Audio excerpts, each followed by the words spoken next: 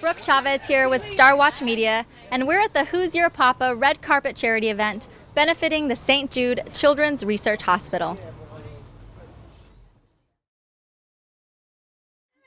I saw you walk by earlier and I was like, wait a minute, I know he's coming on the red carpet. Of course, I wouldn't miss for anything. Awesome. First of all, I love your hame. Thank you. I just think it's cool. How'd your parents come up with that? That's such a weird story because like the whole time I was growing up, it was like the worst name to have, as like a little kid. It's like everyone makes fun of you and I was like, Mom, I just want to be called Scott, or like something normal. And then like once I got older, I finally went to her and I said, where did you come up with that name? And she said that they just couldn't decide. And there's a book of baby names.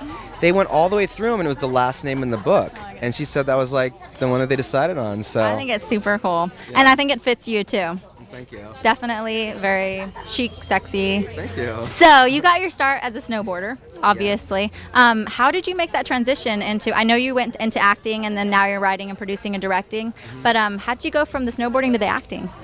It was kind of a natural transition, only because at the time there was a lot of agents and stuff that wanted snowboarders to represent them for commercials, and stunt work and stuff like that. So it was kind of a progression for me into that side of the sport, doing a lot of commercials and stunt work, and I really enjoyed it, And so as I got older and I realized it was kind of time to make a transition in my career, it was something that I wanted to, play around with, see if I could continue going with that career move, because I was already doing a little bit of acting, with the snowboarding and stuff like that.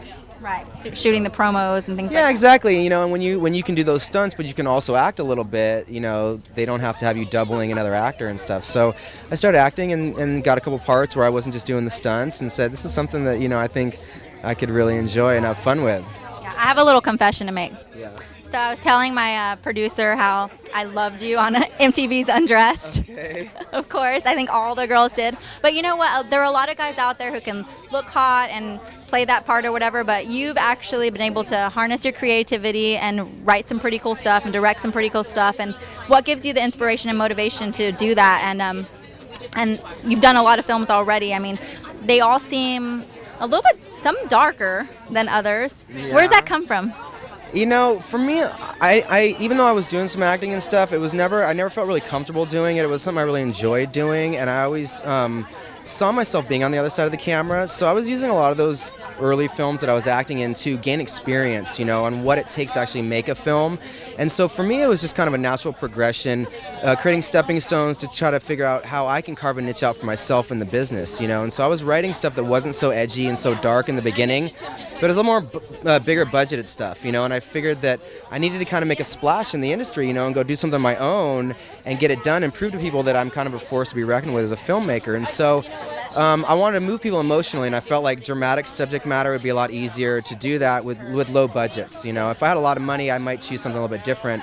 But I think that for me, those are subjects that obviously I think, these types of events are important. There's a lack of guidance these days with parents and their children. There's a lot of underprivileged children that are very talented. They need a lot of help and guidance and stuff like that. So a lot of it just comes from that place, Okay, and this movie coming up, can you tell us a little more about that so our viewers know where to find it and what it's all about? Yeah, I'm excited. It's coming out in theaters on June 8th. It's called 1 out of 7. It's actually the first film I have going nationwide theatrical, so it's going to be playing all the way from New York to the West Coast.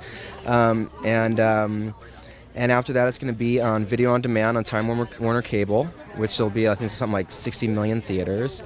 And it's basically a true story about a young girl that runs away from an abusive family, ends up living on the streets of Portland, Oregon, falls in love with a heroin addict who's also living on the streets, and he ends up getting her pregnant, and that's when Vivica Fox's character comes in and tries to take this girl off the streets and kind of nurse her back into, society, which I thought was a great social message because it's a town like Portland, Oregon, where it's predominantly a white community, yet no one's helping this young white girl that's living on the streets, and this African-American character comes in and she's the only one willing to help her. So I thought that, it was something that could really open people's eyes to what's going on and what you can do just as an individual to even just help one person, because helping one person can help a lot more, So ultimately the film does have a very sad ending to it. I won't tell you that. Don't tell us. I won't. I'm sure our viewers want to check it out, okay. And I definitely want to see it, and we appreciate your time speaking to us. We hope you enjoy the event. All right, it's great. Thanks, York. Okay, thank you.